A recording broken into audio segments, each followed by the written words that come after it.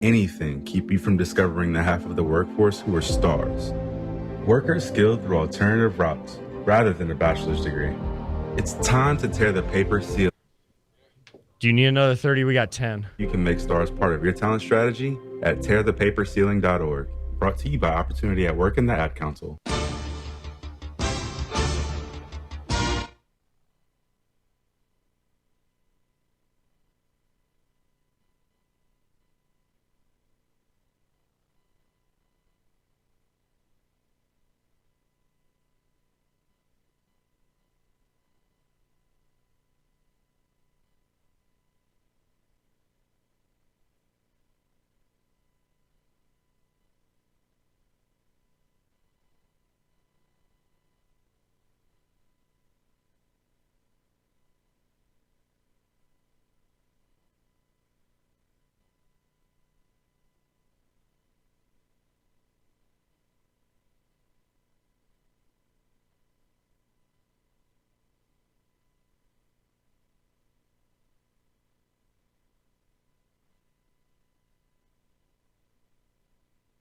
Oh, baby, let's do it live, kids, on a Monday edition of the program. There you go, Gibby. Give me a little bit of juice on my end. A little bit of juice. There you go.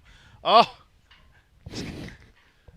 it's good to see you. It's good to feel you. It's good to see good you, to boys. feel you. Oh. Yeah. You survived the South. You're back. We did. I We think did. back, boys. I might volunteer to go back currently the way the day has gone. Already? Like He's right having now. a day. Like He's having a day. hop in a car and let me drive back right Cages are in need of rattling. Well, they would be. And he's You're the gonna guy to need do it. some from time to time. Listen, he went from the ease of sharing a domicile with me Yeah. to the chaos and the great Jim Donovan, The voice. the voice Yeah. of the Cleveland Yeah, the voice. Browns. The three of us just in a cottage together, Yeah. having the time of our lives, watching a lot of the Olympic Games, Yeah. getting to hear Jim do commentary at all hours of the day. He's so dialed that he will, like, if we were in our rooms and he was in the living room, he's just calling plays, just right out of the head, right out of the noggin. Like like our plays? Yeah. So I came out of the room Oh one my time after gosh. Okaranko got a big sack on third down, and I was like, "Let's go, Obo!" Yeah. Oh my gosh! So well, look, that was you can't get Serenity now for you, Gibby, and now it's chaos. We got a preseason game coming up. now. Yeah. We got to get on I this know. Wi-Fi. Let's oh, go. I know. I have that Wi-Fi. I just like It's been a while. It's been especially since is May.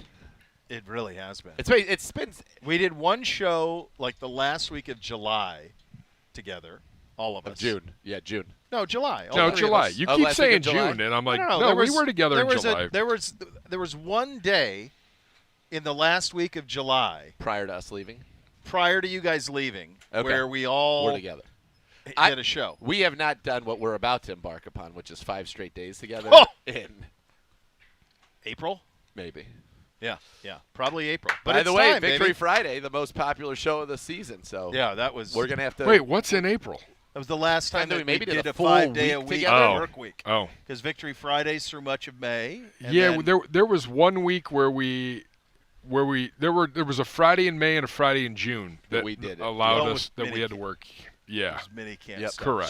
Sure. Yeah. Still, that's like the second week in June. But Yeah, we're it's been a long refreshed. time. We're ready. We're ready. So Oh, let me- Brock, there's power right here, buddy.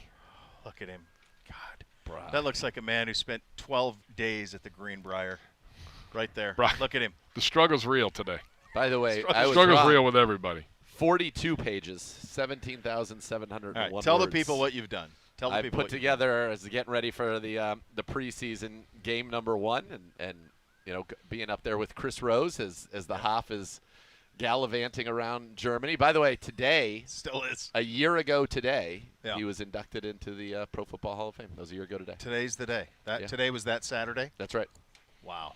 That was a party to end all parties. Oh my Was goodness! it not? In fact, Was it not? Was it not? In commemoration of that, I've updated my wallpaper to. Come on, give me a little on. love here. What are we doing? Come on. Oh, Oh, the lovely me and Miss Miss Kay Kay. There from it is. from the Hoff's party. From the Hoff's party. Yeah, Yeah. that was a hell of a party. That's been a year. Yeah, I sent God him the almighty, picture. time flies, huh? I that sent feels him- like nothing. I sent him the picture and said, I can't believe this was yesterday, that it was a year from the night Yeah. before where he took this awesome pic with the kids. Oh, yeah. And right. he's like, I can't believe, he said, my kids are 4 years older than that today. He's like, it's impossible. I said, well, they're world citizens now. Their world. Yeah, they're European. They're Germans, and they've gallivanted all over the great European continent. Yeah. So that's been a year. Time flies. I'll tell you. It's crazy. I told you this to you guys before you left. I definitely talked to Gibby about it. You maybe would have been out one of those days, one of the last days we did before you guys left. Yep. I think Gibby and I were doing a show, and I said my hunch is what you're about to embark on is similar to when I would go cover a bowl game that wasn't a national championship game. And that is that you're amongst a group of people who what you are doing is the most critical thing ever. Yep. But for the outside world, you are largely detached. And the outside world is largely detached from you because you're getting these correspondence from afar, and you guys did such a good job on the show and also all the Browns content that we've seen. All of that is great, but it doesn't seem touchable. Yesterday is touchable. Today, now we're back. It's here. Back. Yes. But there is this feeling of like, okay, what just happened? I think you're exactly right. I think for the few that were in West Virginia, you felt like it was going on, and it was very, very real. I think to everybody else, it was almost kind of like a little Disneyland scenario, and Jim and I would pop on Training Camp Insider, presented by Snapple, and we would, bring you a little taste of what was going on there. I thought it was a very good week. Look, this is what I've been saying to everybody because we're getting to that point of year now where it's, I'm grocery shopping, and I was so thrilled to be grocery shopping and cooking my own food once I returned, but where it's just like, hey, man, how we looking? I was getting that too. Yeah. I haven't seen him yet. I'll tell you after Monday. I have seen him, and I said, this team is loaded. This roster is excellent. This is a top to bottom, deep, loaded, talented football team. Do they have to stay healthy? Of course. Does the quarterback have to continue to look as though he has so far? Yep. Jerry Jeudy yesterday comes out, puts on a show, the new pieces. I mean, this is going to be a dynamic, explosive offense. The defense is very good. We're dinged up, I think, a little bit more than you would want now. I mean, if you were to go through kind of the 22 guys that you would say you're 11 starters on offense, 11 starters on defense, we're not seeing a lot of those guys out here right now. But which is okay for now. It's better now than September 8th, but we got to get this team together and get them working. But no, this is a darn good football team. Darn good football team. Let's play a little game called Three Things. Okay. Give me the three things for you that when you look back at the Greenbrier, 3 headlines.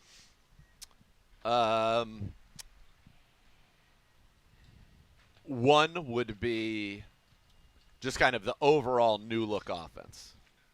And for example, I'll give you a 2-play sequence that they had in the team period that showed some of the newer types of things that will be incorporated in our offense. So the first play was you had Deshaun in the shotgun, running back on his right hip was Jerome Ford. Ricci was in, Chief was in. So it was 2 running backs. I guess you could call Ricci a fullback, a tight end, and 2 receivers. Okay. Ricci comes in orbit motion around Deshaun, the same side that the running back is. They fake a toss, like a toss to the right, and everybody's going this way. And then Chief is on, and he hits Chief on a post to the left or a slant to the backside that was wide open because everybody's running with this play. Yeah. And then the very next play was out of the shotgun, running back on the left, on the right hip again. RPO where he could hand it off for an inside zone. He pulled it back, and half of the line was going this way. The other 2 snuck out and threw a tunnel screen back to Elijah Moore for a nice gain. So these are types of plays that were just not even in our playbooks before. Now, of course, there's the play action keepers and the boots and all of that. That's still a staple of it. So that new look offense, and then just how good Deshaun looked throwing the football, I think would have been takeaway number 1. Takeaway number 2.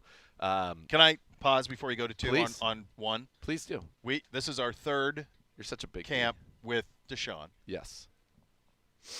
Where he's throwing the ball better than he has. He looks more comfortable. I truly believe in my heart of hearts that second half against Baltimore was, even though our season with him ended at that point, was so necessary for his own belief in himself. Yeah. And that he was back and that he still had it and that he could be that guy. I Because he's not trying to be perfect anymore. He's just playing quarterback.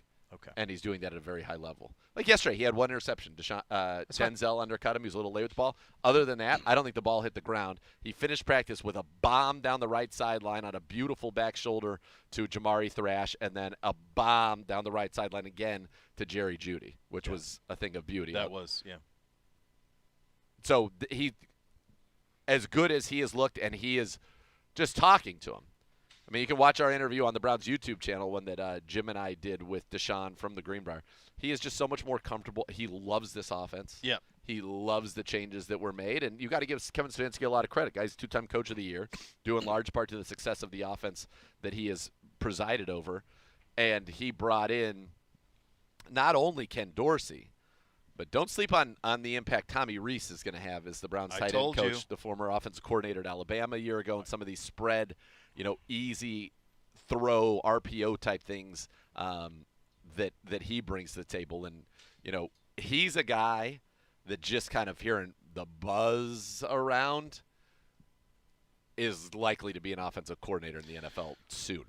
So his track, he quarterback at Notre Dame, Correct. Offensive coordinator under Brian Kelly. Yep. Marcus Freeman was the defensive coordinator. Marcus gets the job. Kelly tries bringing him to LSU. He stays with Marcus for 1 year at Notre Dame. And I remember saying this when we hired him, that a certain other former co-host of mine was quick to say that he was straight up brilliant at play calling. Had a feel for it, a knack for it.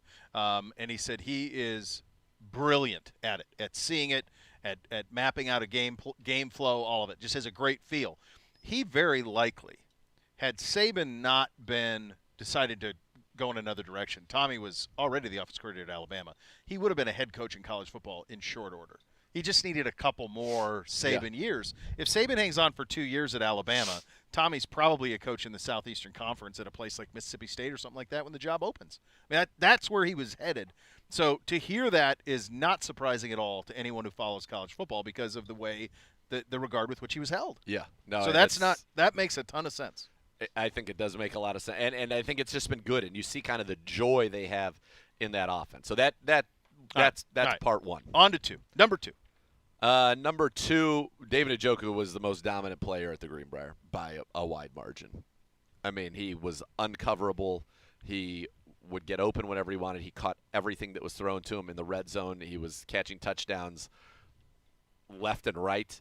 He caught a touchdown right and then came running towards me in the corner of the one of the end zones of Greenbrier. And right next to me, they have – when you see those giant, tackling dummies out there. Yeah. I bet next to that tackling dummy somewhere, if we were to walk over there's a little red dolly. And that's what they put those on, and they're able to wheel them out, and then they, because the they're big heavy heavy ones. Yeah. Yeah. So the red dolly was right next to me, and he came out and fired the football. I guess now that I'm a pro wrestler, or I was for one night. I didn't even forget. That was great. That was really for his effect right there. Did you see that? Did you see? He's not done. He's right back next year. No, I think I'm done. There's no chance you're done. I'm pretty sure I'm done. Nah, I don't think so. Dude, we got next summer. I'm pretty sure I'm done. He fires the ball at the dolly. I've never seen this before. So the dolly was kind of like, imagine an A-frame and then with a pole up the middle of it. So that's kind of the shape of it. Yeah. He lodged the ball through the dolly, and so it basically caught the ball. He threw it so hard that it made it through. The fattest part made it through, but then the back part was still the back end of the ball was still stuck in the dolly. So it was just it was just stuck right there. Awesome. And then we got to get that out. But there was a so great. He's carrying himself that way. Oh. He's carrying himself like. I'm sure it's on your DVR right now, but his availability from the Greenbrier. So we aired it last Wednesday. Okay. When I did the show when you were with Luminaries, and I listened to all of it, and I went, "Oh, this is a different Chief." Yes. Yeah, this is a man who is fully formed and fully realizing what he's about to be, and knows. You know what it reminds me a little bit of? I don't want to put this on him. Don't you put that on me, Ricky Bobby? Okay. But it feels a little bit to me. And I'm not suggesting he's going to have the type of season, but how Miles felt last year here, Okay. Just listening to him talk, there's just a There's sure of itself, that a confidence that, and he's always been a confident guy, but it feels like it's another level this year. 100%. And we felt that with Miles last year, like, oh, he's going to be Defensive Player of the Year. Now, I'm not saying Chief's going to be like that, but I think he knows a big season's coming. There's no doubt. I think that's it's not chesty. It's just like, this is who I am, and I'm very self-assured. I'm a bad man. Yes. And enjoy it. Yep. And I'm gonna give Just you some you wait. crap while you're asking me questions because I can. Because I can. And it's fun. Just you watch what I'm going to do. Yeah. So yes. Okay.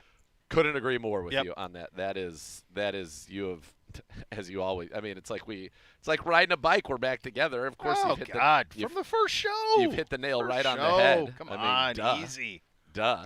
Too easy layups. Too easy. Let's go. So those would be the top two. Yeah. Number 3.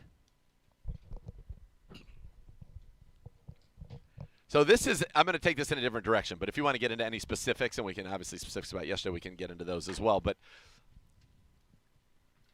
for the first time in my time here, Okay. and there were glimpses of it, for the first time in my time here, there is a unanimous sense around this team, and I'm talking from the players' mouths themselves, that number one, not only is it cool to be a Cleveland Brown, but it is desired to be a Cleveland Brown. Yeah. Yep. People want to be a Cleveland Brown. Yep. And that's part of it's for the team, the coaching, and then the other part is that this is as first-class run an organization as there is in the NFL in terms of what ownership and people who come out here to training camp, and you're going to see the new addition they made with the weight room. And Stunning. It's completely changed. That's the first thing Bubba Ventrone talked about when I talked to him earlier today. That like the rookies are hearing from guys who are elsewhere, like Jordan Hicks, for example. We got to talk with him at the Greenbrier. Our weight room situation, our recovery situation, our food situation is all top of the league, elite. Yep. And the players are very, very appreciative of that. So there is something building here that is very palpable, that it's desired to be a Cleveland Brown. Elijah Moore said to us, I don't want to play anywhere else. Yeah. I want to retire. I want to be a Cleveland Brown until I'm done playing football. Amari Cooper said that. Dustin Hopkins said that he has never loved being a part of an organization more, and how special this place is.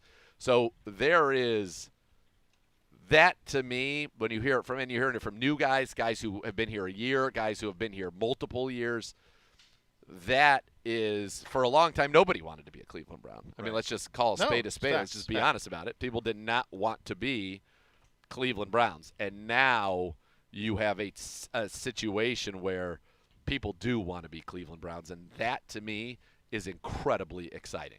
That is the way this ownership has always done that. Even in the losing, they've always done everything that they could to present things in a first-class way and be at the very top of the league. But that last part, what allows for what you just said to be possible, is stability. Stability, yep. Because it's AB, it's Kevin, it's Paul, yep, and we're all rowing in the same direction. Yes. And the word's out. Yes. So now you have a historic franchise. Exactly. You have a rabid fan base. You have a really underrated part of the country to live in. And on top of that, you have ownership that treats you first class, and you have stability and winning. Yep. So now, I mean, this is – look, they got all the trophies, and you can't take them away from them, but this is what Pittsburgh has been for the longest time. It's what Green Bay has been for the longest time. Baltimore. Philly. Niners. Yes, those places, like all of those places. Buffalo's kind of gotten Kansas to that City. point with the new thing. Yeah, like people want to play in these type of markets where it matters so much, and you just had to give them a reason. Yeah. And you have. So that's how all of that's working. I mean, I'll tell you, Tom Withers is out here training with a strength ball because he wants to be a part of the Cleveland Browns. What do you think the position there is? I don't know. Tom, are you trying to get a tryout? Let's see. He's ready. Everybody wants to be a Cleveland Brown now. That's what they want right now. He's out there getting ready with the exercise ball. Work Look at Gibby even had to come and look. He's like, what's going on out there? I got to go check this out. Look at Gibby. He's unreal. He's unreal. my goodness. He's over there. He's lurking. He's vacillating back and forth. It looks like he's putting out fires, but I don't see any ignition. Right now, an uncensored Gibbe podcast would be just gold. It's been that type of morning for him? Yes. Very much so. Oh, my gosh. Very much so. Oh, my gosh. So was it good for you to be back?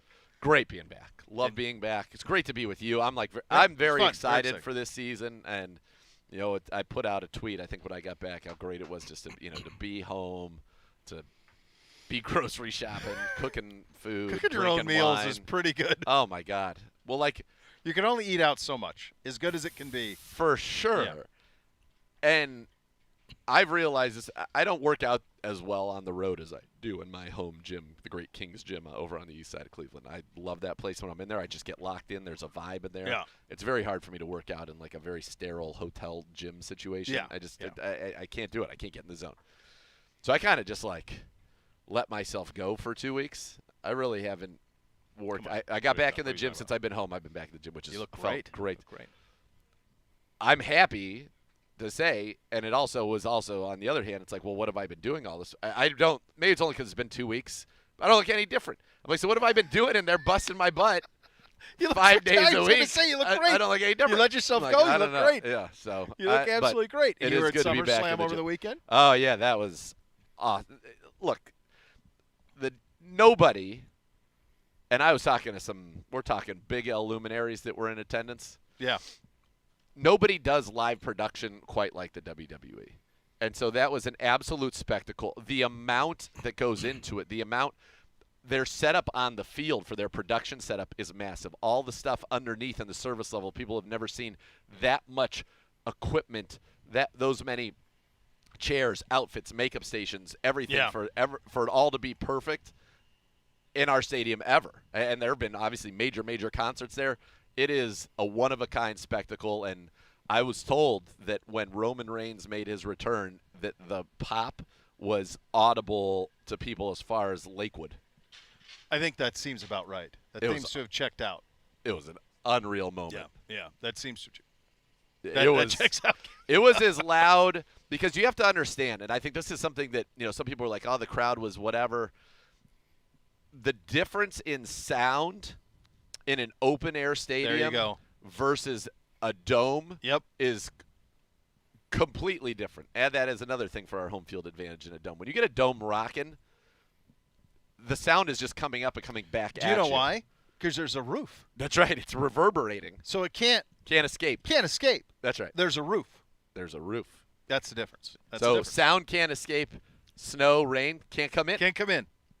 Sounds like a win. That feels like a win for But to everybody. get that kind of a pop at an outdoor stadium was incredible. And it was a great show. I got to spend some time with our good friend The Miz, obviously, and then he had a monster golf match yesterday with my buddy George Bowens, 2-time Brilo champion. Oh, boy. They had a one-on-one. Bowens had got him earlier in the year, and then there was a massive one-on-one rematch that was being billed as Bowens Mizanin 2. A lot of hype for it the night before on the Miz Express. We got to spend some time on the Miz Express, which is just an incredible tour bus that he's on. He's walking with such purpose, Gibbe. I wonder if he wants a break. I don't know what he wants. Break? Yeah. He does want a break. Let's take a quick, anyway, hold on, guys. No, you can save it, because Coach is on the other side. I want full details. Okay. We'll take a quick timeout, and then Coach will be at the podium, off and running. Cleveland Browns Daily, 850 ESPN Cleveland.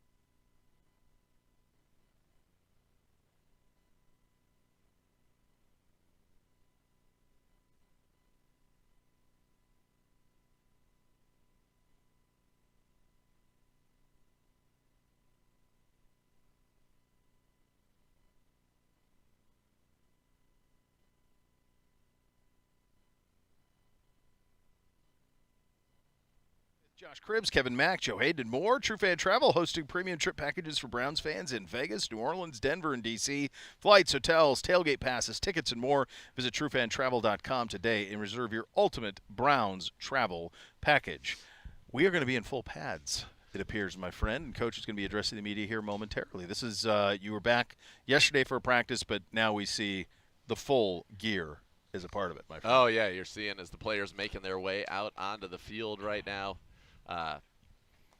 Full pads, and this will be kind of the second day of training camp so far where they've been in full pads and actually had some intensity to it. The first day was kind of getting acclimated to being in pads at the Greenbrier, just kind of one-on-ones, not one-on-ones even, individual drills, just getting the feeling of running around in your pads again. And now these guys are ready to get after it today, and I think you're going to have back-to-back days here in the pads before the day off Wednesday.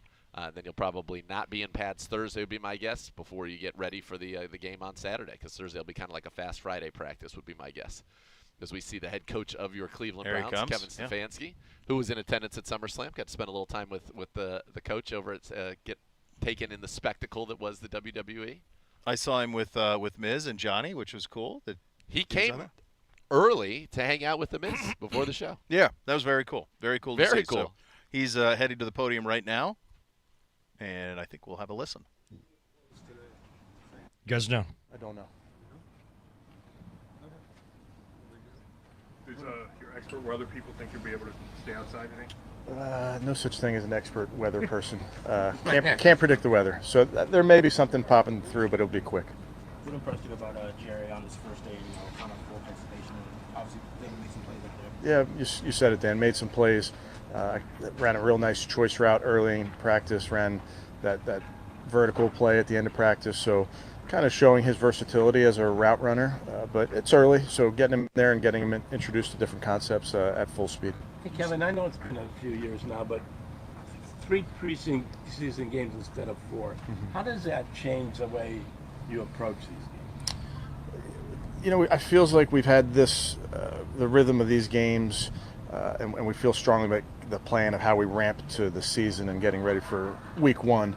Last year was a little bit different because you had that preseason game with the Jets down there in Canton, so we worked through that. But we feel pretty good about how we ramp our team up for week 1 of the season, and then in the meantime get them ready for some games where we hope that they can go show what they can do on the field, not think a lot, and really we utilize those as great tools for evaluation more than anything. We got a chance to see your experiential learning rooms today. So just how do you think those guys will be able to pick things up better in those rooms? I think it's when you're trying to teach, Mary Kay, you so often hear us talk about teaching and learning, and we just feel that that's a great classroom for the guys to have an interactive meeting, if you will. And you saw it's a beautiful facility. Those rooms in particular, we're getting to know them. There's so many things that we can do in there. We're really scratching the surface, but an opportunity to not just sit in the old stale classrooms of yesteryear, where you can now go in there and really show the guys an audio visual that gets really captures their attention. So the guys have responded really well to it, but we are still, as a staff, figuring out all the different things that we can utilize with those rooms in particular.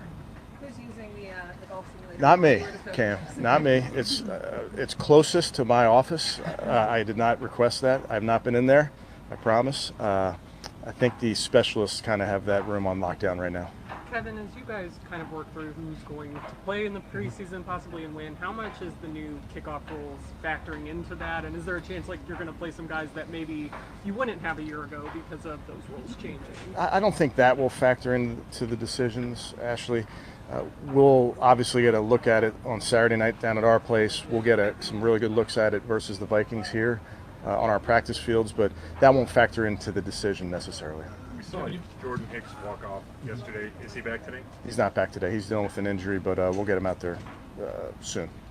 Are you concerned about depth at linebacker, at least in the short term? Yeah, obviously when you have injuries to our 3 guys like you do, those are things that you look at and you figure out, do we need to bring somebody in? So those are things we're working through. Do you anticipate anyone back today, like Shelby or J.O.K. or anything? Not just yet, but all those guys are making great progress.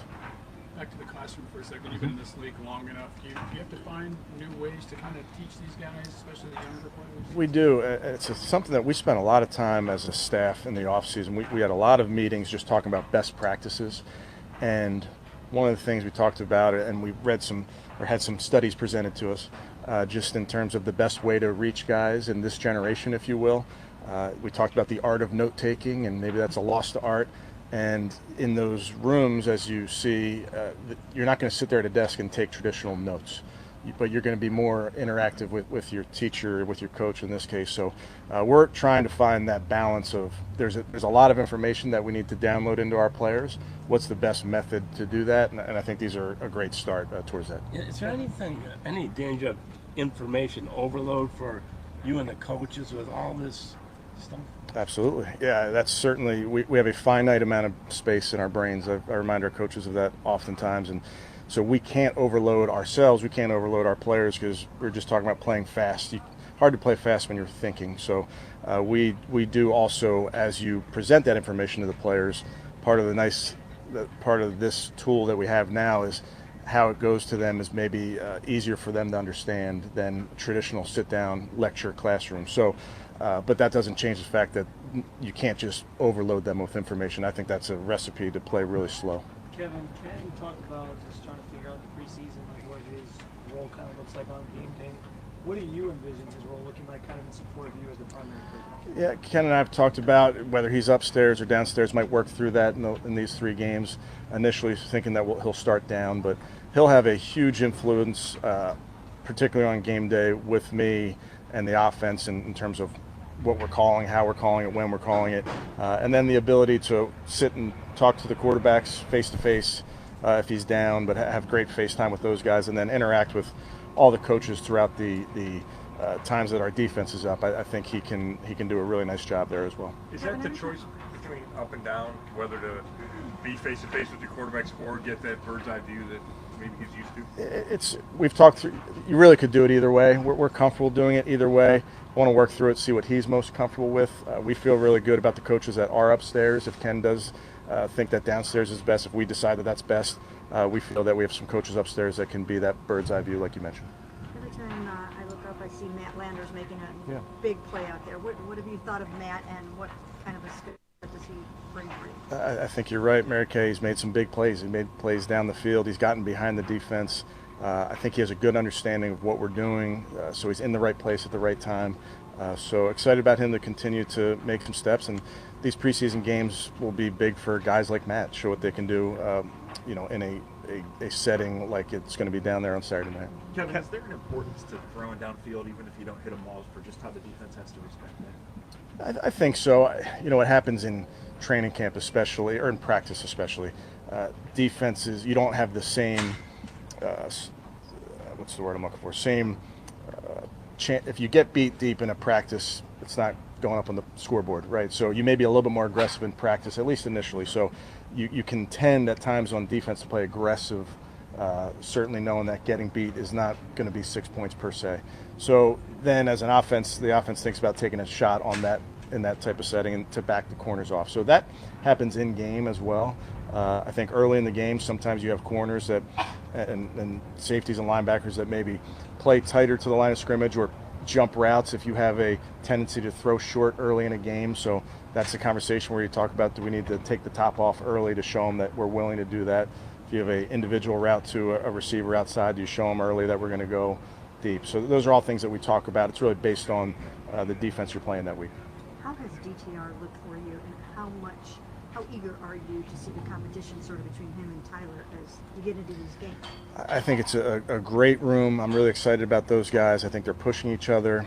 Like you mentioned, Mary Kay, these games are irreplaceable reps for these guys. So I'm excited for them, and it's an opportunity for them to compete. Kevin, we're seeing DTR just specifically, has he really come along since last year? He's done a nice job. We mentioned it the other day, Mary Kay. I think in year one you saw him come along. I think you're seeing a similar jump from year one to year two, and that comes with being comfortable in the system. Obviously, his health has been a factor for him, so to bounce back and feel really good, I think that factors into it as well. Kevin, we're seeing a lot of Martin Emerson against Amari Cooper out there. How have you seen those two kind of embrace that matchup, and what does that do, especially for Martin to go against him every day? Yeah, good versus good is always beneficial to both sides, and I've seen some great reps. I saw a great rep yesterday with Jerry on the outside with MJ. MJ covered him really well. I shot MJ a text after I was watching it.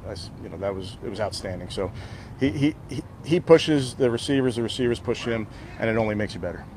Justin Hardy was a receiver at Illinois. I'm wondering, has he tried to remind coaches of that? Hasn't reminded me of that just yet, but I'll remind him. Some exotic plays on special teams, and hey, we can draw them all up. It seems like David Bell's been out there making some plays this training camp. What have you seen from him, and what are you looking for as you get into these preseason games? He's done a nice job. I think we talked about Dave the other day. Just the quarterbacks like throwing to him. He's dependable. They know where he's going to be. He's got good hands. So there's concepts that when you're running them with players and you have a guy with a high football IQ, you feel confident letting go of the ball because you and the receiver are kind of seeing it the same way. I think that's how the quarterbacks see it with Dave.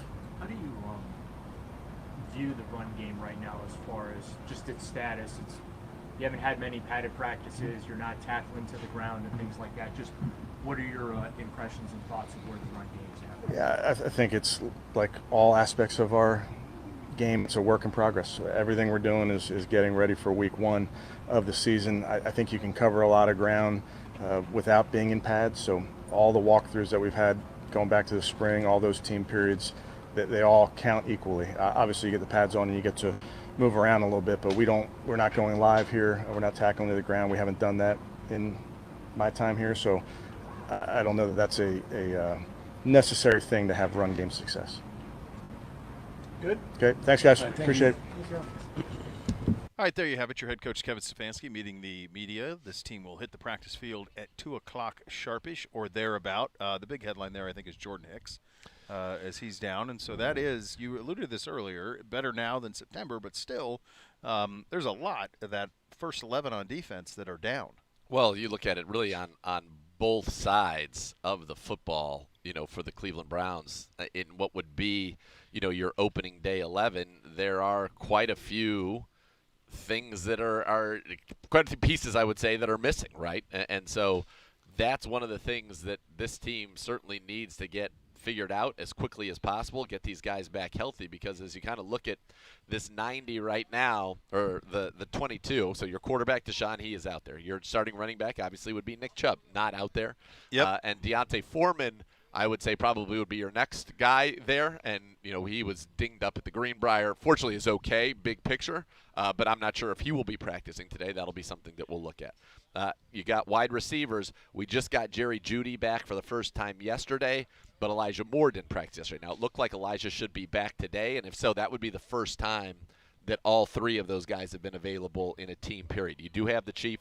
You have not had either of what I would consider your starting left tackle, Jed Wills, or your top backup tackle, Jack Conklin. Haven't seen either one of those guys at all. Right. You have seen Batonio, Posick, Teller, and Dewan. That's great. Your number 1 defensive tackle, Dalvin Tomlinson, we have not seen practice yet. You have Zadarius and Miles and Obo and Alex Wright, all your defensive ends. JOK is currently not practicing. Jordan Hicks is currently not practicing. Tony Fields is currently not practicing. Those are your 3 starting linebackers, not to mention that Charlie Thomas is out for the year after suffering an injury at the Greenbrier. So you're down 4 linebackers right now, including all 3 starters. Jeez. Greg Newsome has not practiced at all this year, and so you're without your starting nickel as well. So you think about it from a defensive standpoint, that's, in a base set, that's 5, but it's probably 4 of your true starters on defense are not practicing right now out of your top 11.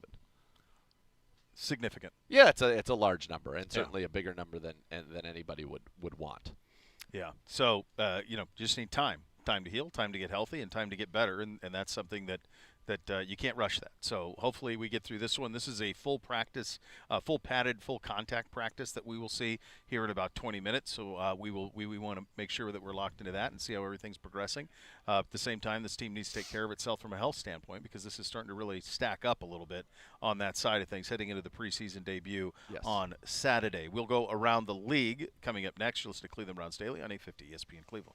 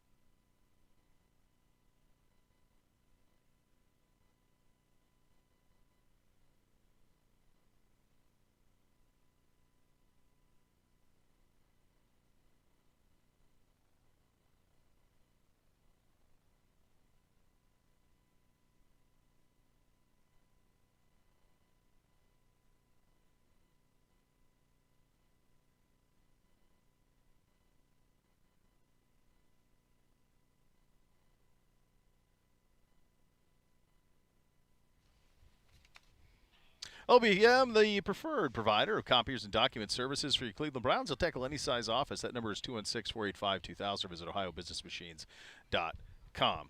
Hall of Fame weekend in the books. Yep. The McMichael stuff was, wow. Powerful. Yeah. While simultaneously being very hard to watch. Yes. Yeah. Agreed. Is kind of the way that I would put it.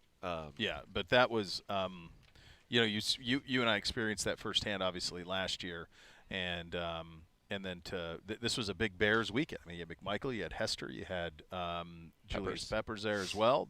His airness, Mr. Jordan was in the mix. Oh, really? He was. Yeah, I think he was. How about it? He's a Hester guy, isn't he? He's a gotta Hester be. Yeah, guy? Hester was a Jordan guy. Yeah, Hester shouted him out in his speech. Yeah, and Mike was there. Yeah. And from my Ravens tell me that he was at Firestone on Sunday. That course wouldn't set up well for him. No? Very long and straight, and a lot of trouble on the right. Oh, he has a little bit of a cut, and he doesn't hit it very far. That's why his course has no trouble on the right, and then there's random crap in the middle of the fairway at like 300 down the middle. Oh, really? Yeah. Yeah. Yeah, he fully designed the course for his game and to penalize better players. And why wouldn't you? And to hustle you for your cashish. He's Michael Jordan. Of course he's doing that. That's pretty good. Hall of Fame game was Thursday, obviously, and then the Hall of Fame festivities throughout the weekend. And then this week we go. So Hard Knocks debuts tomorrow, I believe. Yep. So that goes tomorrow, and then you'll have your first full slate of preseason games this weekend starting Friday, I believe. You'll start to get those, maybe even Thursday. Is there a game Thursday? There are games Thursday. Yeah.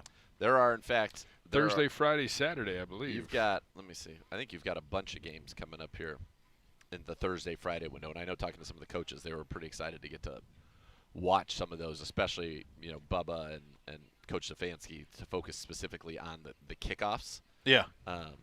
Yeah, so Thursday we've got, here's the NFL slate, Panthers, Patriots, and Lions, Giants. So 2 games. Friday you got 3 more, Texans, Steelers, Falcons, Dolphins, Eagles, Ravens. That actually would be a pretty solid. That'd be a pretty solid Sunday. Sunday right there. Yeah. Yeah.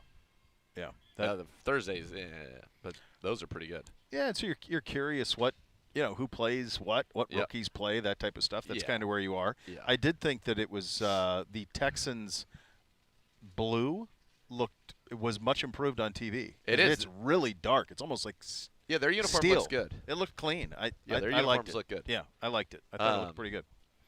Yeah, and we've gotten the Green Bay white helmet since we've been gone, which I haven't even seen those. Oh, really? No, yeah. I like the look of that. Now, I made one suggestion for it based on something I read from one of the guys. I follow that NFL uniform guy on Twitter. Oh, okay. Oh.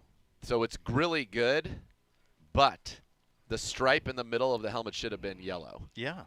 That's it. And then it matches all their stripes. They needed to have a little yellow on it. Is all. Let's see if I can.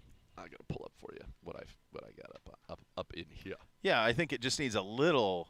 Oh yeah, they needed to have a little yellow. They just need to put yellow. Here it is. Just put that yellow stripe right down the middle.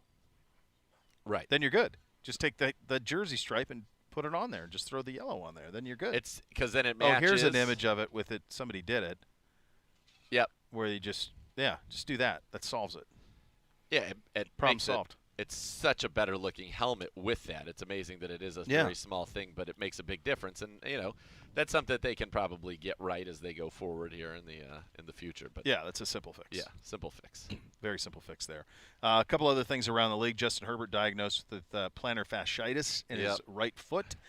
He's in a boot. There's the only thing when you get that, you just got to rest. There's nothing else. There's nothing. No. So you just chill out. You saw Tyreek Hill get a restructure of his deal, 3 years, 90, 65 guaranteed 106.5 over the next 4, which is the most ever for a receiver. This felt like a reaction to the Waddle deal, right? Yep. Like once Waddle happens, you kind of had to do that one. And you still don't know what's going to happen with Brandon Ayuk. That's kind of the last one that's out there. A lot of rumors. There are a lot of rumors with Brandon Ayuk, and you'll see. I mean, I'm sure you ask about everything, right? I would be very surprised if he's a Cleveland Brown because it would be very, very, very, very surprising to me. Yes. You just restructured Amari and guaranteed his money. You have just paid Jerry Jeudy and guaranteed his money. Yeah. You've got Elijah on the last year of a rookie deal. I don't know that I necessarily see it. Because you would have to give up assets and then pay.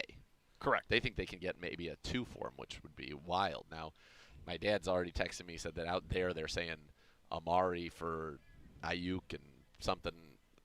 I don't see them trading. They love Amari Cooper here, and they just restructured his deal. Yeah, they just redid the deal. It doesn't make sense to me either. Yeah.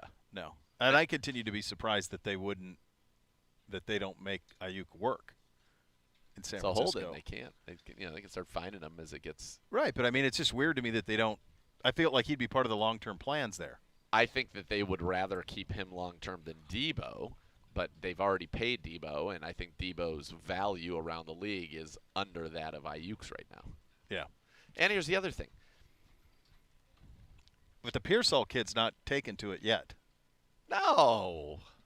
So like if you were hoping, from their perspective, you're hoping he would take off. That hasn't happened. From their perspective, Ayuk's still under contract. Right. So he'll play this year, and then they can franchise. They have a lot. There are a lot of things that can still be done here.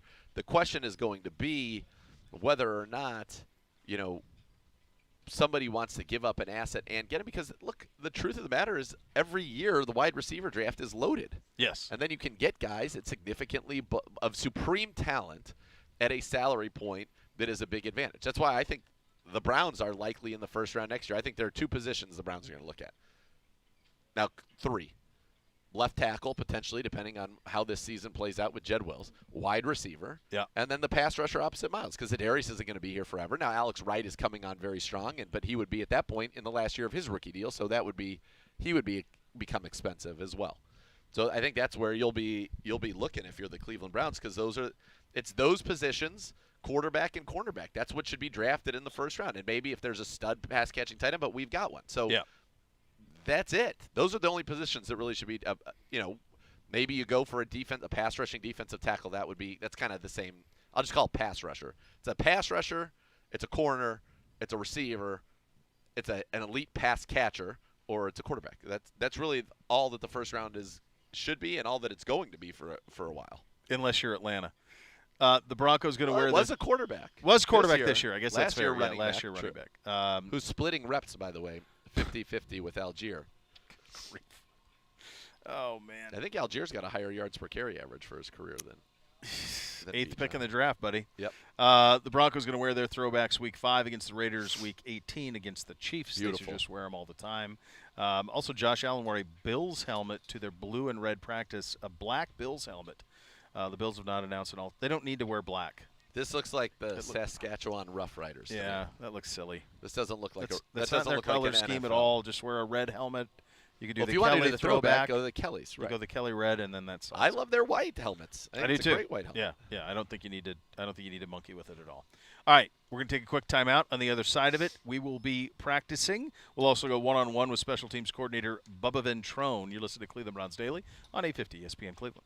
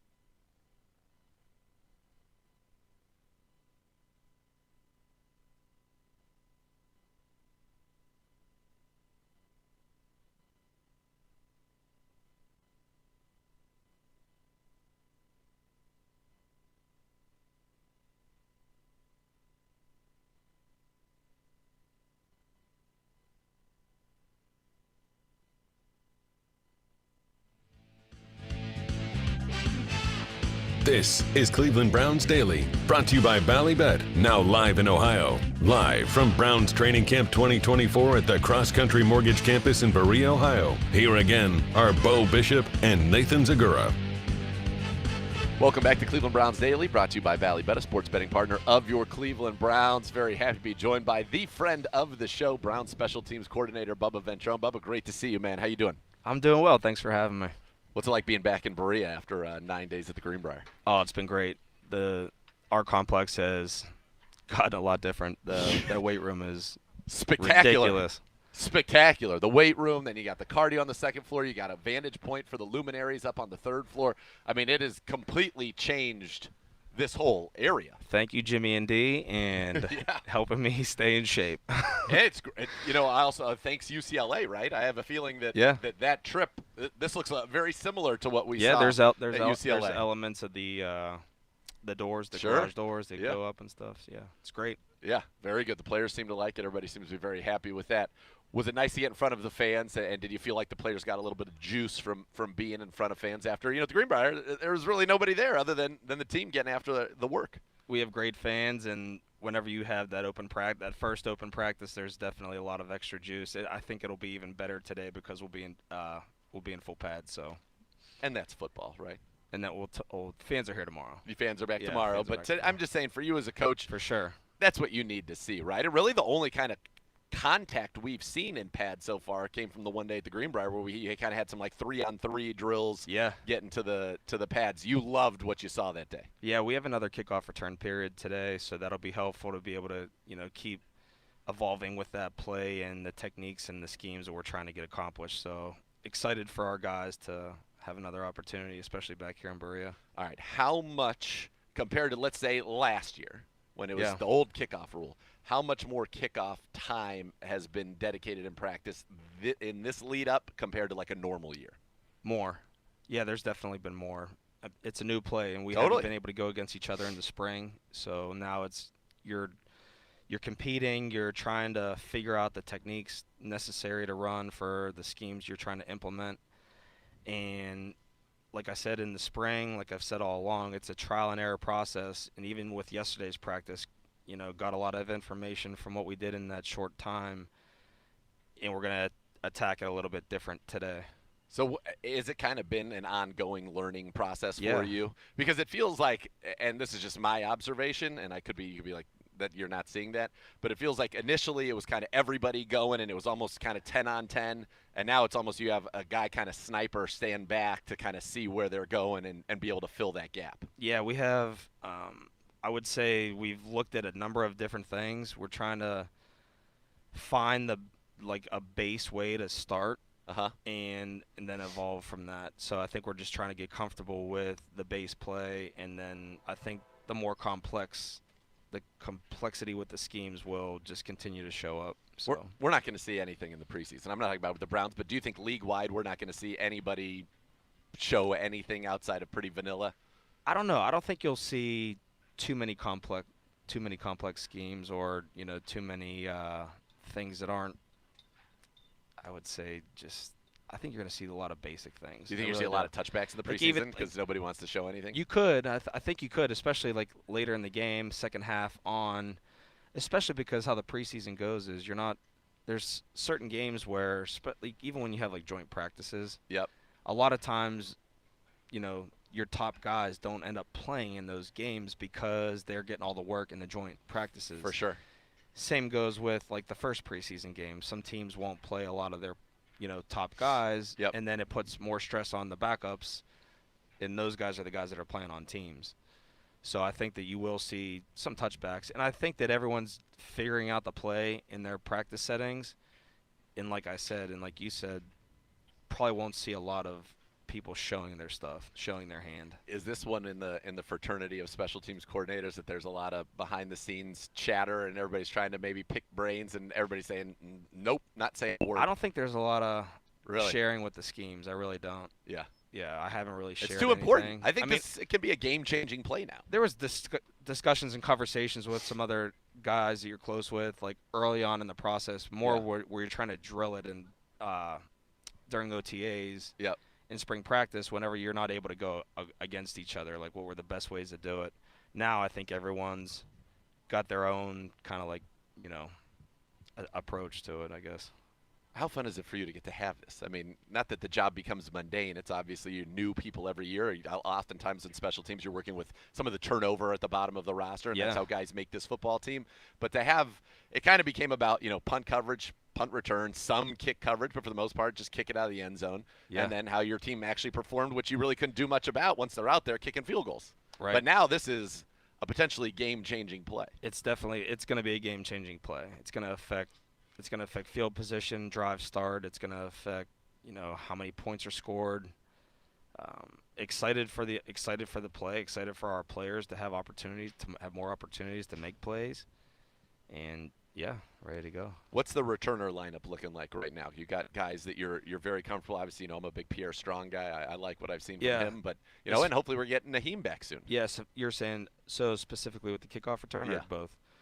Yeah, kickoff return. We repped a lot of guys. We want to be able to have depth and options back there based on what we're trying to do. Pierre's definitely a guy. Jerome Ford has done some things. A lot of the young guys have showed up. How's Thrash been? Thrash has been solid.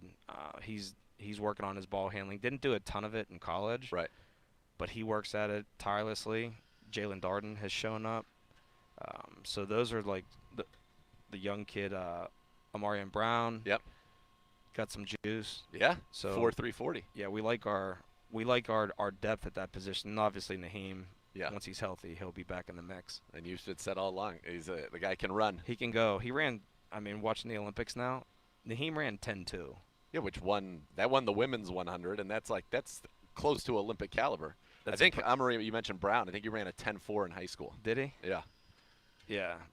But that's moving. 10.2. 10.2 is legit. Flying. Yeah. Like he ran that I think at ACC finals. He said NC State. Yeah.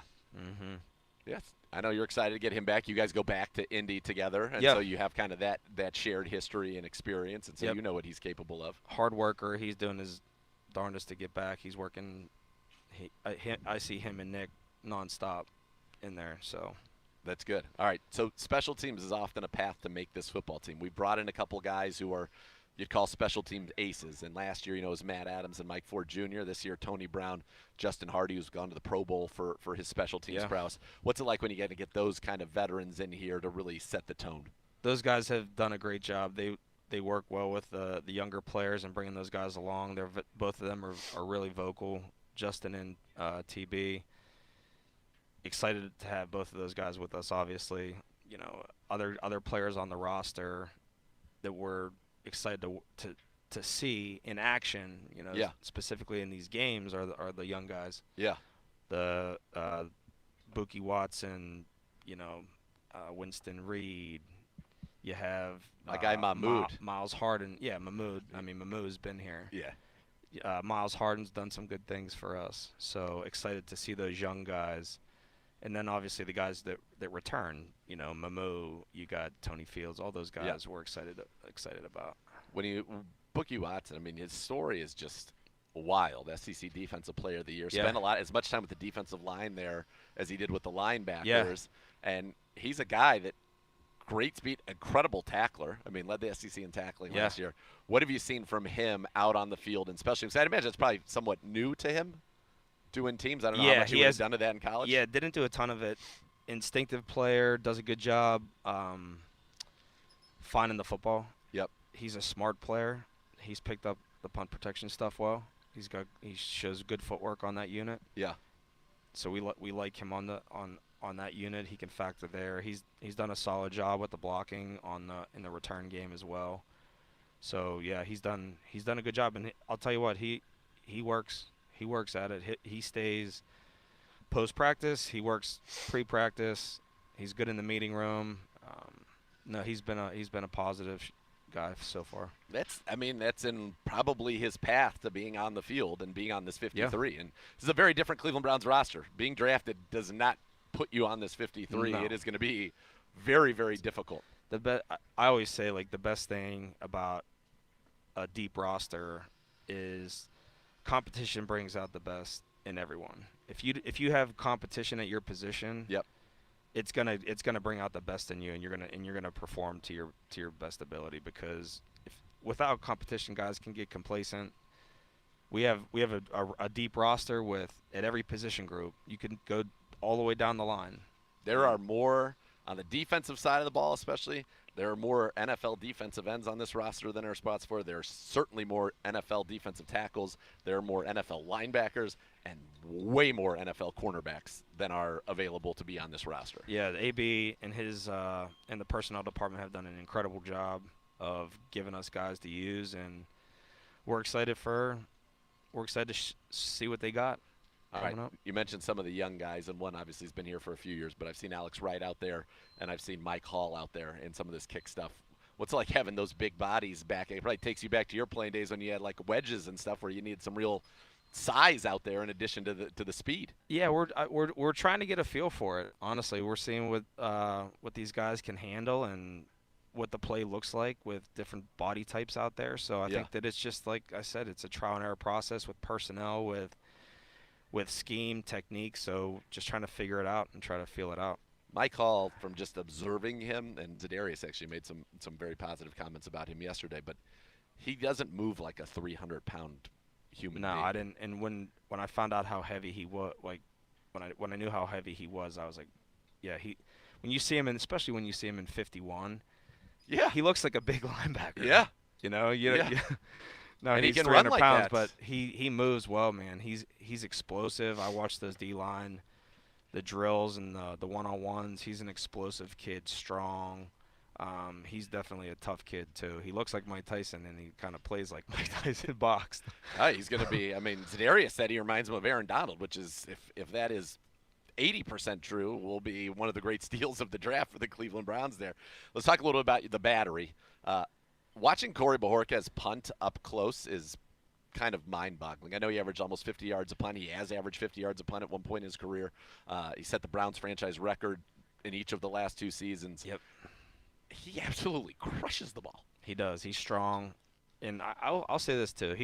The specialists that probably don't get enough credit for, how hard they train and how hard they work. Those guys all do a really good job. I feel like every time I take a quick break from my office, and if I walk downstairs toward the locker room, I always see Corey on the incline treadmill.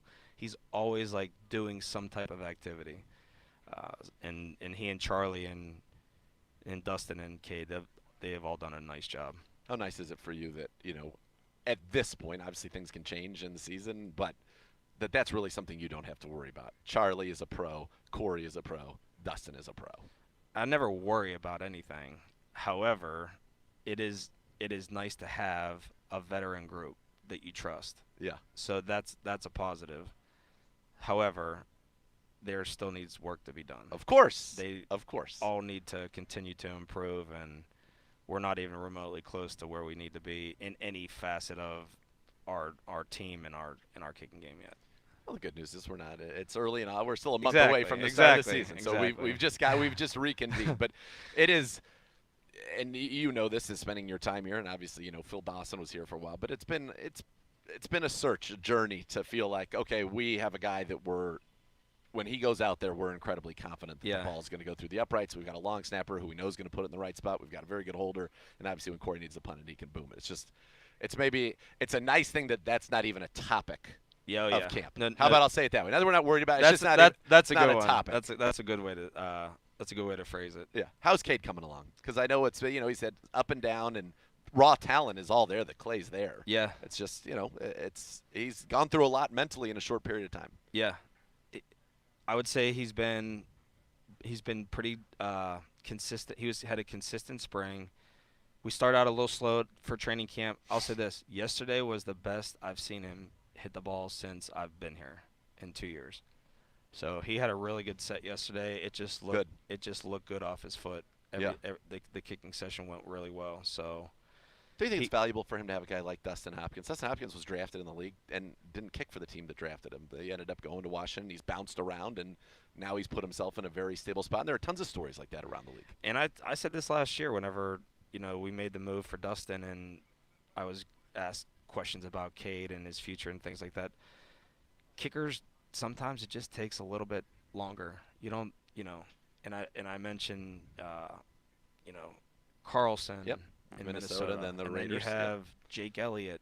Yep. And he gets drafted by Cincy. They let him go, and now he's Philly is great. One of the highest paid kickers in the league in Philly. So, like, sometimes it just takes guys a little bit longer to come along. And that's really with all the specialist positions, especially, snapper and punter as well. Sure. Is that a good thing for him, though, to have Dustin? Like, to have it's got to – I always go back to his rookie year. He's drafted, and it's like, you're the guy. There's no competition. Yep. You're the kicker. You didn't have a veteran to, makes a 58-yarder, walk-off winner in his first game, and sky high. And then it's a the steadiness is something that I think comes with age and experience, right? It's another it's good to have another player, especially another veteran in the room with a set of eyes on your kicks. So rather than it be like a coach, it's nice to have another peer that has a lot of experience. Sure. Talk through it. Sure. So I think that has helped him. And I think it will help him, as we continue to keep on, plugging along through the preseason.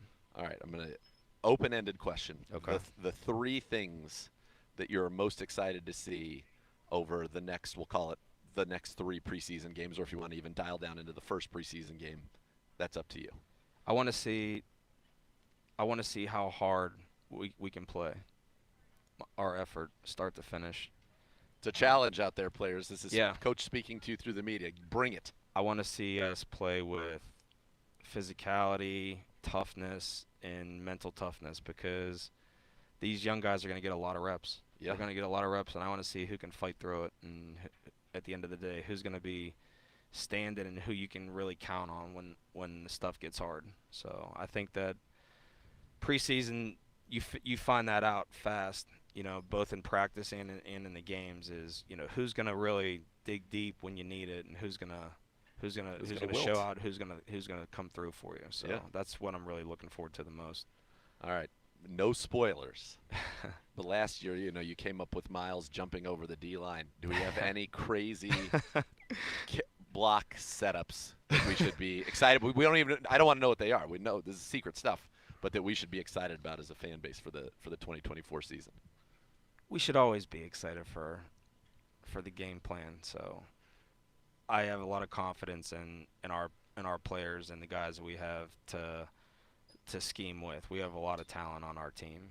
I'm going to try to speak one into existence again when you come in after your presser. I'm going to just throw out a crazy idea, and hopefully it'll be the right one again. No,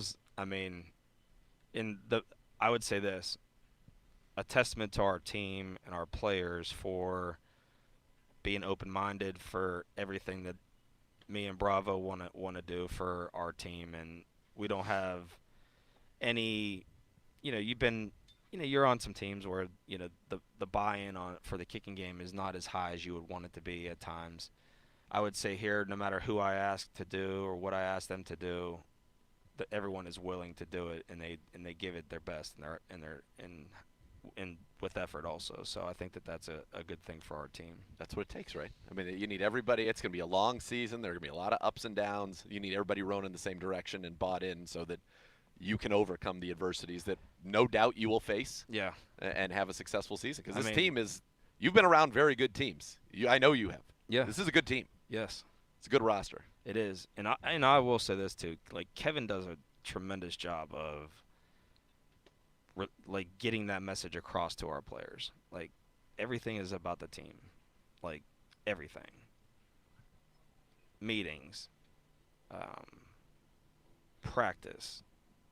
Availability, like everything is about the team. We break everything down on team. That's what we do, and everything is geared at that. I mean, he always says it's the greatest team sport there is, and it is. It really is. I mean, you could really compare it to all the team sport. It is a team sport. You cannot win this game by yourself. So that's what makes it so fun. There's the chess match to that, and there's the fact that you could put it on offense. You could call the absolute perfect play. Yeah. And if one guy on the line, let's say, misses his block, even though the receiver is open by 40 yards, the ball never gets to him. On a kick return, you could have one block that doesn't get made or one guy that needs to be in a certain gap that isn't, and that's the difference between a kick going to the house, stopping it for us, or vice versa. So it is Usually and that's special. Usually when you have really good plays, it's not just because of one player. It's because everyone does their job. That's the thing I've stressed. Do your job. Do your job. That's what Belichick used to tell me. That's right.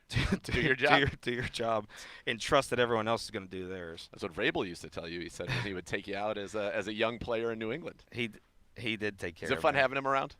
He's been phenomenal. He's really helped me a lot. I feel like now, last year I would say there was only one coach likely to put on a helmet and try to get on the field. It was you. Now I think there are two. So we installed our hands unit today in the meeting, and so when we played New England, we designated a recover, like a ball guy. Yeah. He was he was a defensive end. Yeah. Really outside linebacker in right 3-4, sure. And a sometimes tight end. Yeah, he has like 10 catches for 10 touchdowns or something like that. But anyway, he was like our recovery guy. Like back in, we had some dudes now. Yeah. We had a really good team, but Mike was our guy. Yeah. Okay, the ball they weren't taking it away from him. Yeah. That's awesome. Yeah. I'm glad you're having fun, man. Yeah, Thanks for coming by. Excited it. to see everything that happens with your unit because I feel very comfortable, and I know our fans do as well, that in an evolving special teams landscape, we're very lucky to have you leading the charge. So thank you. Appreciate it. All right, man. We'll be back with more Cleveland Browns Daily, brought to you by Bally Bet, right after this.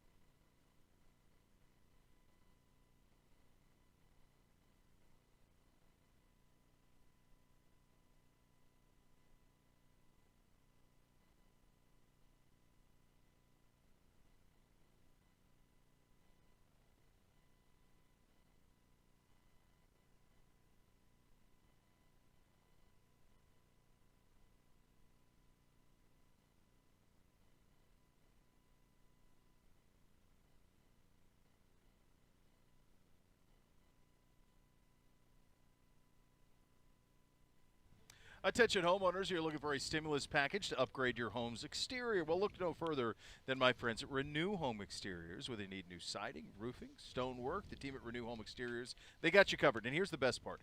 For the month of August, get a 10% rebate on your project or enjoy 0% interest for 5 years. So you can buy those high-interest payments when you choose Renew. We'll even let you see how your home will look before you upgrade with a 3D model rendering. I've seen this. It's very, very cool. Upgrade today. Save big. Visit renewestimate.com to book a free estimate today. Practice is a hummin', my friend. It is a hummin', although there are quite a few people not practicing today. Greg Newsome, Naheem Hines, Nick Chubb, Deontay Foreman, Jed Wills, Jack Conklin, Shelby Harris, Dalvin Tomlinson, Tony Fields, Jeremiah Usu-Cormo, Wyatt Davis, Jordan Hicks, Michael Dunn, and DeAnthony Bell. So a big list there. They are right now engaged in a team portion, and the backup defensive ends were having their way with the backup offensive tackles. Deshaun Watson now under center. Just had a nice one out of the shotgun, kind of that inside zone RPO throwback screen. Huh? We saw 2 of those already. One side to Darden, the other one back to Cedric Tillman that worked well. Now a little toss to Jerome Ford getting out there, and the Browns pursuing it. Chris Williams, number 98, out of Wagner's, actually had a nice camp. Unfortunately for him, he's in a defensive tackle room where I'm not sure it would matter how good he would be for him to make the team.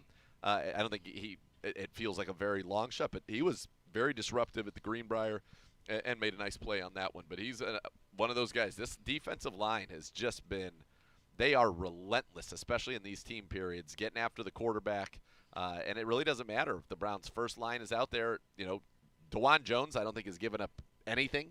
He's been dominant and letting everybody know about it. But other than that, this defensive line is just so tough, and they come in waves. Now – There's 2 ways to look at that, and it could be a little bit of both.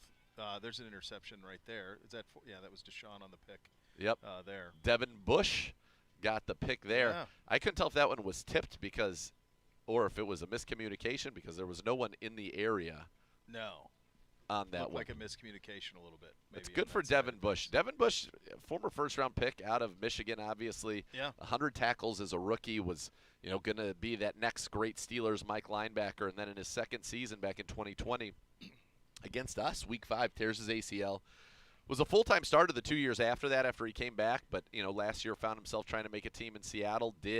Played a little bit more special teams, and now he's, battling for this Browns team. And I'll tell you right now, his best ability is his availability. There you go.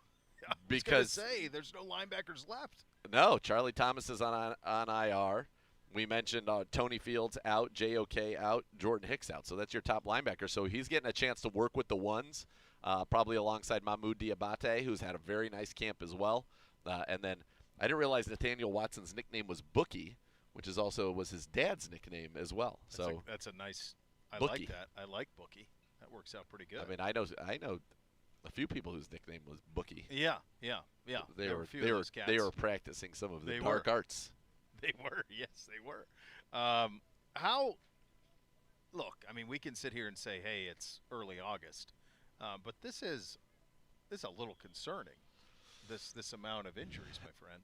It For is. a team that when you think about last year, it is the number one story of last season is making the postseason. Flacco, all of that came with that. The number 2 headline was, my God, they were ravaged by injury. I mean, it ravaged. Was the subtext to the headline. By the end of the year, you were without your starting quarterback, your starting running back, your starting right tackle, your starting left tackle. You were without on the defensive side of the ball. Nice ball from DTR there to Amari and Brown.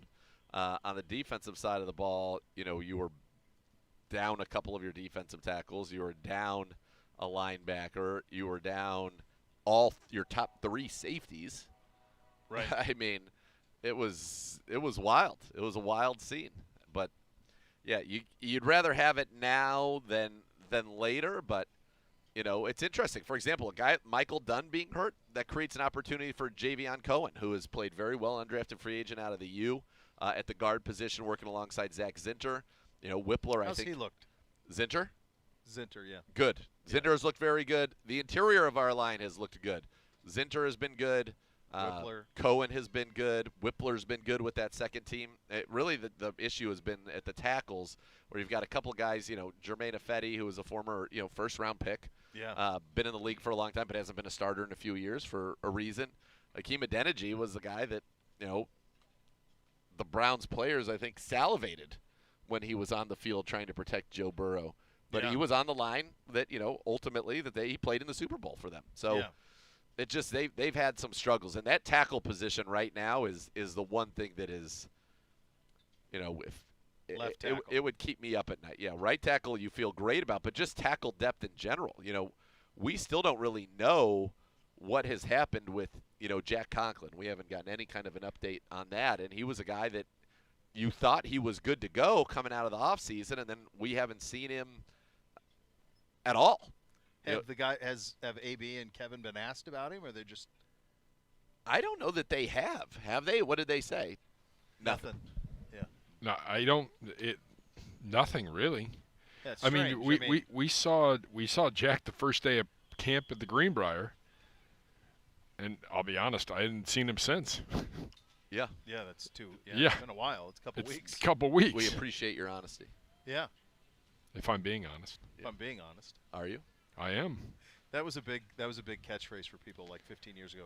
I'm going to If be I'm honest. being honest. Be honest with you right now. Oh. The rest of the time, are you lying? That's what I'm saying. That phrase that doesn't. Yep. So all the rest of the conversation we have, it's if you just have told not, it. so right, it makes me feel But like this unless, one time, now you're going to tell me the unless you give the. I always had assumed you were being honest, Right. but if you have to caveat it that you are now being honest, then I'm going to be honest with you. it calls into question your previous honesty. Well, the rest of the time you're lying? I don't understand. So then Jed Wills. Jed Wills, we have seen on the side, we have not seen on the field yet, and this is. To say that it is a What is that? monster year for Jed Wills is an understatement of epic proportions. I mean, Refresh me. Why? What is he? He's in the last year of his rookie No. deal. No. That part I know. What injury is precluding him from practicing? He's still coming back from the knee injury. I think it was an MCL that cost him the end of the season. When did that happen? When did that injury happen? So he played. Let me go to Because my. obviously he wasn't there at the end. Let me go to my handy dandy notes for you here. I want to say he played in 8 games last year. Okay, so midway through the season. Midway through the season. So Jed Wills, October. 2023 limited to 8 games. Had it. There we go. Was placed on injured reserve to an MCL knee injury. Look, his 8 games weren't great. 3 sacks, 29 pressures. If he had played 17 games, he would have led the team in pressures allowed by 20. He had some catastrophic mixed blocks, which one led to the Conklin injury. Yeah. Another led to the sack strip fumble that cost the game in Pittsburgh. He was on pace for 12 penalties last year, which would have been 3rd among all tackles in the NFL. Yeah. He was ranked 68th out of 85 tackles at Pro Football Focus, 72nd out of 85 in pass blocking efficiency. I mean, it was a rough year for him, and it's been a couple seasons since we've seen him look like a guy that could be, worthy of a new contract in Cleveland. And I think for him, you look at what the money Tristan Wirfs got, you look at the money Andrew Thomas has gotten, and now Becton it hasn't worked out for in that draft. But if you're Jed Wills, you need to come out and almost play at a Pro Bowl level to secure, your spot in this organization or a priority spot in any other and secure kind of, unlimited wealth for your family going forward. This is a monstrous year. I mean, there is a lot riding on it. And it's interesting because it was an MCL, and he had to have surgery that shut down the season, but we still haven't seen him. I mean, it wasn't like this was an ACL or reconstruction, any of that. No, and that's a half. That's October. Well, there was a time where we thought he was going to come back in the season, and they ended up shutting him down. Right. Yeah, and then it was there one day and gone the next. By the way, Miles is participating in this drill. First time we've seen him in the team drills, and his first play was 3 plays ago, and it was a, quote, sack of Deshaun Watson. Yeah. Yes. Yeah. Just blew right around the one edge. Yeah, because he got around James Hudson. That's a tough matchup. Yeah, that's not going to go well for Mr. Hud at all. No, this is I don't know. You correct me if I'm wrong. I assume both Conklin and Wills would be good to go at camp. Yes, I think we all thought right. Something clearly happened with Jack Conklin because he had put out social media posts saying that he was back and ready to go, and then that never materialized at the Greenbrier. So certainly wish him a speedy recovery. The guy he can't catch a break. I mean, no, he can't. He's constantly getting hurt, and not his own fault either. I mean, that's what I think could be even more frustrating if you're Jack Conklin is, he got leg whipped basically last year on not his nothing to do with him. Nothing to do with him. But that's a position that concerns me because, folks, the reality of the situation is there aren't good tackles available. No. Nope. There aren't enough good tackles in the league, period. And if somebody has a good tackle, they are not available. No. Nope. There's nobody there. And you had what you had was if there was someone who wasn't all the way ready, there was a belief that Bill Callahan, I mean, he's a master. He's a master. He's a master. Not to suggest that, but you're just not Bill Callahan yet. Right. And so, like with Bill, it was like, okay, like we can make this work. And you hope Andy Dickerson can carry that on. If this continues, I mean, this is kind of a silly conversation to have in August, but if this continues and there continues to not be availability at the tackle position, is everything on the table? Do you consider DeJuan? I mean, he's so good at right, but then then you got a problem on that side. What I want to come back to, and the point of the question was, you mentioned how strong we are in the interior. Is there a possibility to take one of those guys and move them out? So we know that we saw Joel Bitonio play as an elite tackle. Yes. That was back in 2021. Yeah. He's older now. Sure. He's battled a back injury. Oh, I know. I don't know how much he would like to be out on the edge. I would guess very little. So my guess is that probably is not an option. Now, the DeJuan one's interesting. For example, say like Conklin was back. Now, Conklin did play left tackle at Michigan State. Yeah.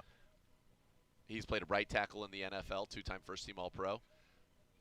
I always thought, though, if we were going to see DeJuan Jones take some reps at left tackle, we'd be seeing it now. Like if that was something that felt like it was in the cards, now would be the time to do it, right? Because you don't have your starting left tackle out there. We have not seen that at all. Not one bit. No. Yeah. Yeah, it ain't good. It ain't good, kids, to say the least. Hey, get your Cleveland Browns single game tickets now for all the great matchups at Cleveland Browns Stadium. Visit clevelandbrowns.com/tickets. Call 440-891-5050 to purchase today. We'll take a look at some of the quarterback rankings from PFF and also from ESPN and continue to keep you updated on what's going on here at practice. You're listening to Cleveland Browns Daily on 850 ESPN Cleveland.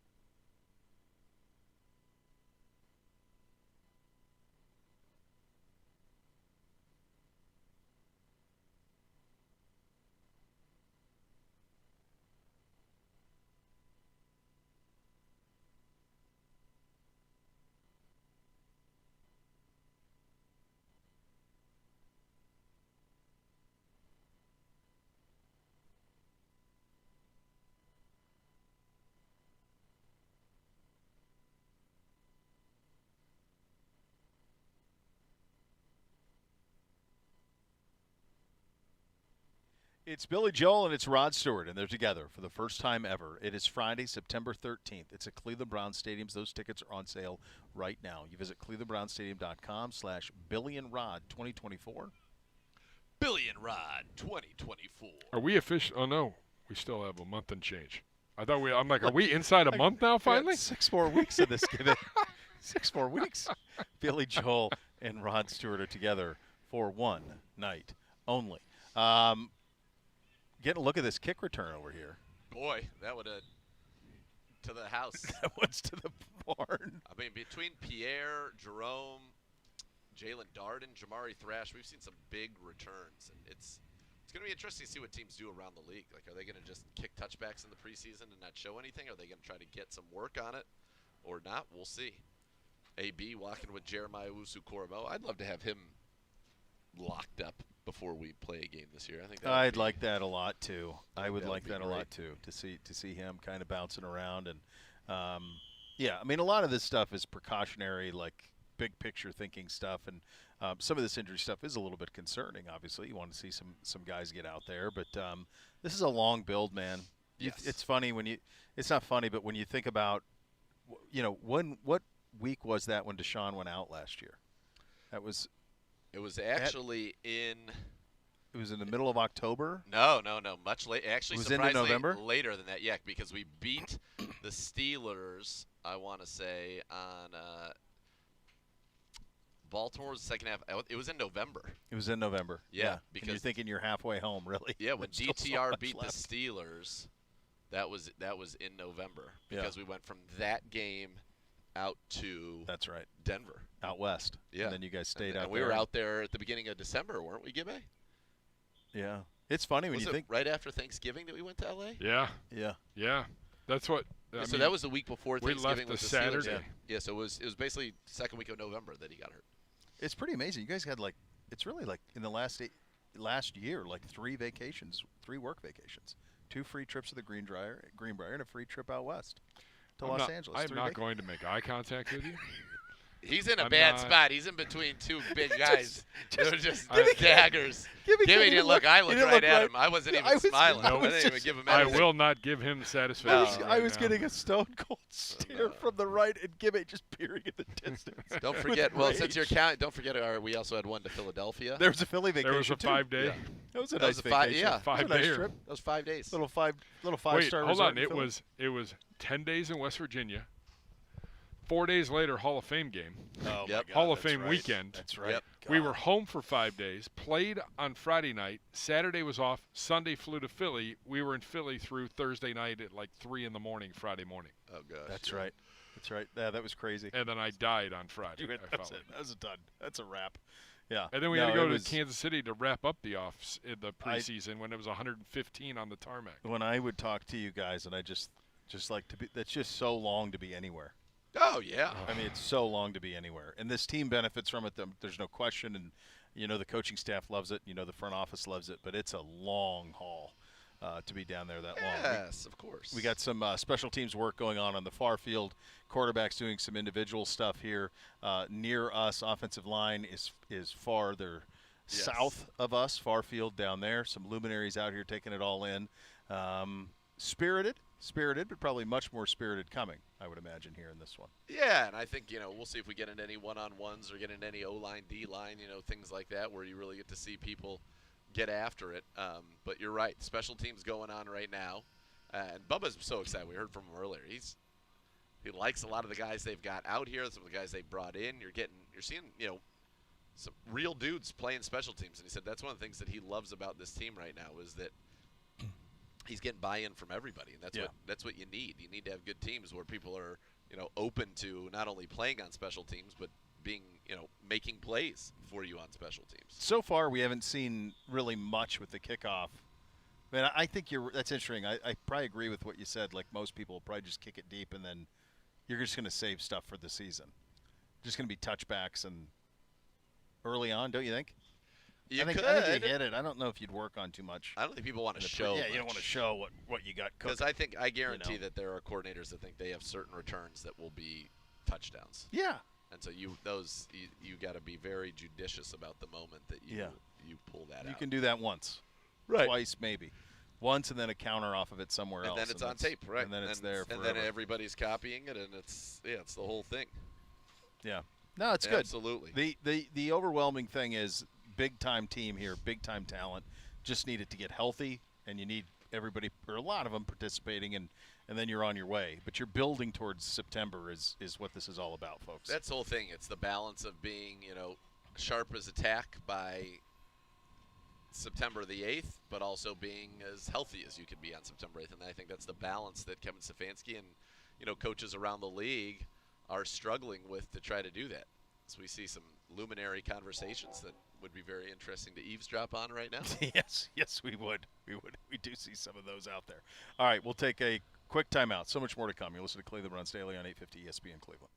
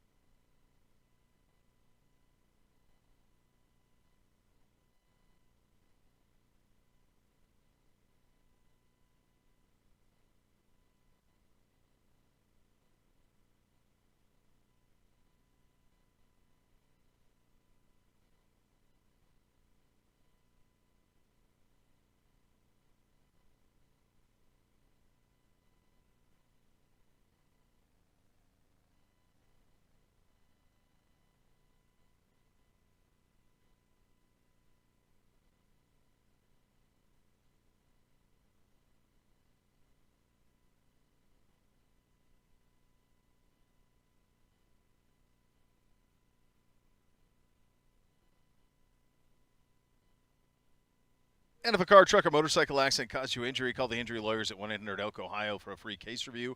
Elk & Elk's proud partner of your Cleveland Browns. Just watching them practice the new kickoff for the last 10 minutes. Yep. This thing's going to be fun, man. It's going to be very really fun. going to be fun. It's going to take some getting used to. But the idea of 20 grown men staring across from each other and go. And ready to get after it. Pretty crazy to watch it play out. As I have for the last 10 minutes. It's going to be a scene, man. I agree. There's going to be guys that it's going to feel like they hit an afterburner. Oh yeah, because guys can get through and then they're gone. We're getting a little 7-on-7 right now, and then we're going to get a O-line, D-line, which you always like to see little one-on-ones over there. That's always fun tape to watch. 95 in there? 95, he's over there. Now, that'll be interesting because DeJuan Jones wanted everybody at the Greenbrier. He's like, I don't care if you're defensive tackle, defensive end, I want you. And then at one point, he looked over at Miles, was like, when you come back, you're next. Good for him. Like, let's go, Big Thanos. Let's go, baby. Big Next Thanos. level's going to have you covered. They are to our right and ready to roll. We are back tomorrow. Thanks for listening, everybody. Cleveland Browns Daily, 850 ESPN Cleveland.